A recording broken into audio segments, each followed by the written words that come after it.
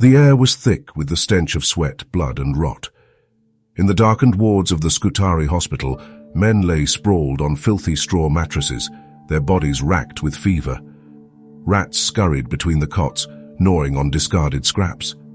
The cries of the dying mingled with the groans of those barely clinging to life. Disease claimed more soldiers than the enemy's bullets ever could.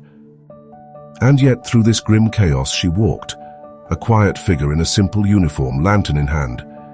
She moved from bed to bed, her presence a rare comfort in a place where death seemed inevitable.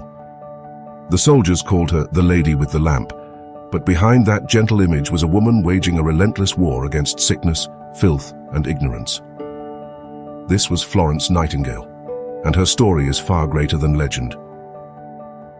Florence was born in 1820 to a wealthy British family, a life seemingly destined for social gatherings and polite society.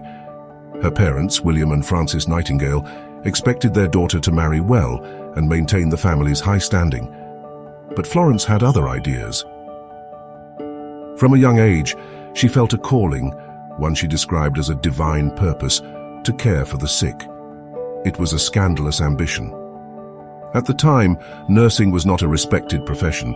Hospitals were often filthy, dangerous places, and nurses had a reputation for being untrained and immoral. Her parents were horrified. Why would their brilliant, well-educated daughter throw away her privileged life for a career that was considered beneath her? But Florence was determined. While her family tried to push her toward marriage, she quietly studied mathematics, statistics, and medical texts. She visited hospitals, speaking with doctors and learning about disease prevention. And when her father finally relented, giving her the financial support she needed, Florence trained at the Institute of Protestant Deaconesses in Germany, an education that would prove vital in the years to come. Florence's interest in mathematics was more than just a passing curiosity. It became a defining element of her career. She was particularly fascinated by statistics, a field that was still in its early stages at the time. Her mentor, the Belgian statistician Adolphe Quetelet, introduced her to the idea that social phenomena could be measured and understood through data. Florence immediately saw the potential for applying these ideas to healthcare. She became a pioneer in using statistics to analyze medical outcomes and public health. Florence developed a system for collecting and organizing hospital data, tracking mortality rates, and identifying the causes of death among patients. Her work demonstrated that poor sanitation, contaminated water, and overcrowded hospitals were the primary culprits behind high death rates. In 1854, war broke out. British troops faced not only Russian gunfire but an invisible enemy far deadlier. Typhus, cholera, and dysentery swept through the army's ranks. The military hospitals were overwhelmed, overcrowded, unsanitary, and dangerously disorganized. The British government, desperate for help, turned to Florence. With a team of 38 nurses, Florence arrived at Scutari, a sprawling, dilapidated hospital on the Turkish coast. What she found was a nightmare. Soldiers lay dying in corridors, their wounds left untreated. Sewage flowed through the floors, and contaminated water filled their canteens. Medical supplies were scarce, and the air reeked of infection. Faced with this horror, many would have turned away. Florence refused. She began by demanding supplies: soap, clean bandages, fresh linens, anything that could combat the filth. She organized the hospital staff, ensuring that soldiers were bathed, their clothing washed, and their wounds properly dressed. She insisted on better ventilation to dispel the stagnant air, and established kitchens to provide soldiers with nourishing food. Night after night, she walked the wards with her lantern, checking on the wounded and comforting the dying. Her work was transformative. Within months, the death rate at Scutari had plummeted.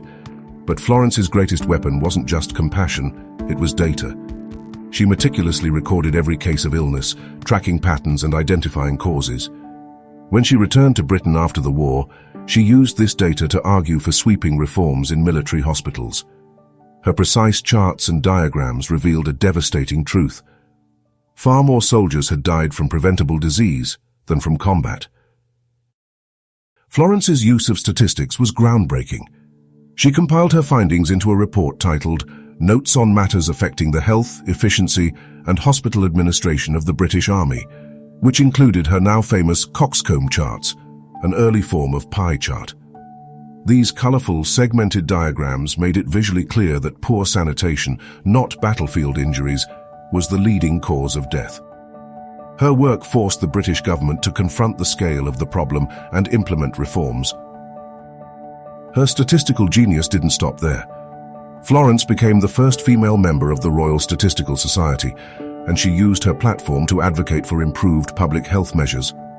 She worked with the Indian government to collect data on mortality rates and sanitation, identifying patterns of disease and advising on the construction of clean water systems and proper sewage infrastructure. Determined to ensure that future nurses were equipped with the skills and knowledge to save lives, she founded the Nightingale Training School for Nurses in 1860. Here, she taught the principles of hygiene, patient care, and medical ethics, ideas that revolutionized nursing as a respected and vital profession. Florence also worked to reform public health beyond hospitals. She campaigned for improved sanitation in India, working closely with British authorities to establish clean water supplies and sewage systems. Her reports on the health conditions in India provided the foundation for major public health reforms, saving countless lives. Her influence reached into the very structure of the British military. She worked closely with the War Office to establish a medical department dedicated to improving sanitation and healthcare for soldiers. Her reforms extended to the design of military barracks, ensuring they were properly ventilated and built with clean water supplies. Florence's influence also extended to midwifery and maternal health. She advocated for better training for midwives and improved birthing conditions, reducing the rate of maternal and infant mortality. She was one of the first to recognize the connection between maternal hygiene and infant survival. Her work even influenced the design of hospitals themselves. Florence championed the concept of pavilion-style hospitals, large buildings with wide corridors and separate wards to prevent the spread of infection. This design became the blueprint for modern hospitals. Despite her public success, Florence's personal life was far from easy. Her tireless dedication had left her physically frail. For much of her later life, she was confined to her home, plagued by chronic illness. Yet even from her sickbed, she continued her work, advising world leaders, writing medical texts, and fighting for public health reforms. She became the first woman awarded the Order of Merit, one of Britain's highest honors. She also took a deep interest in mental health care.